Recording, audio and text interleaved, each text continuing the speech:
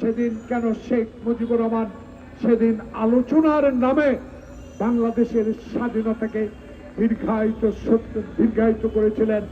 আমরা হাসিনার ব্যক্তিগত বিরোধী নয়, আমরা আওয়ামী লীগের শেখ মুজিবের বিরোধিতা করি নাই, আমরা শেখ মুজিবের কার্যকলাপের বিরোধিতা করেছি। সেদিন যদি শেখ মুজিবুর রহমান পাকিস্তানের সাথে আতাত না করতেন, ইয়াহিয়ার সাথে ভুট্টোর সাথে আলোচনার নামে বাংলাদেশে যে অত্যাচার অবিচার, যে রাতের অন্ধকারে আক্রমণ চালিয়েছিল, সেদিন কিন্তু এই আক্রমণ এবং নৃশংস হত্যাকাণ্ডটা সংঘটিত হতো না। এই ভুল ছিল আওয়ামী লীগের শেখ মুজিবের আমলের সময়। সেদিন আমাদের মাওলানা আব্দুল হামিদ খান ভাসানী বলেছিলেন, আর না আলোচনা, পাকিস্তান পশ্চিম পাকিস্তানকে সালাম দিয়ে দাও, আসসালামু আলাইকুম।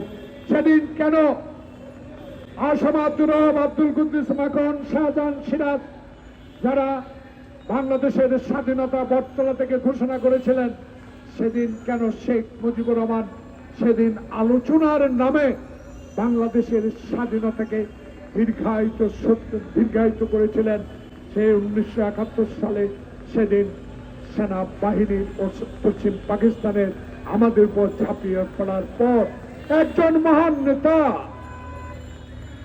যিনি সেনাবাহিনীতে চাকরি করতেন, যার কোনো উদ্দেশ্য ছিল না বাংলাদেশের রাষ্ট্রপতি হওয়ার, যার কোনো আকাঙ্ক্ষা কোনোদিনও ছিল না সীমান্ত পাহারা দেওয়ার, যার দায়িত্ব ছিল, সেই বজ্রকণ্ঠে মেজর জিয়াউর রহমান বাংলাদেশের স্বাধীনতা ঘোষণা করেছিলেন।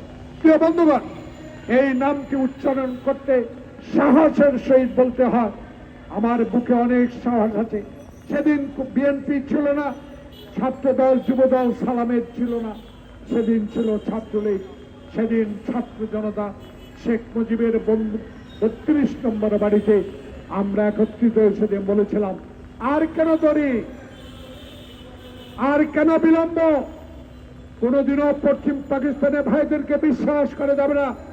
এরা চায় পূর্ব পাকিস্তানের 6 কোটি লোককে তারা শাসন করবে, শোষণ করবে। সেদিন আমাদের কথা উনি শুনলেন না।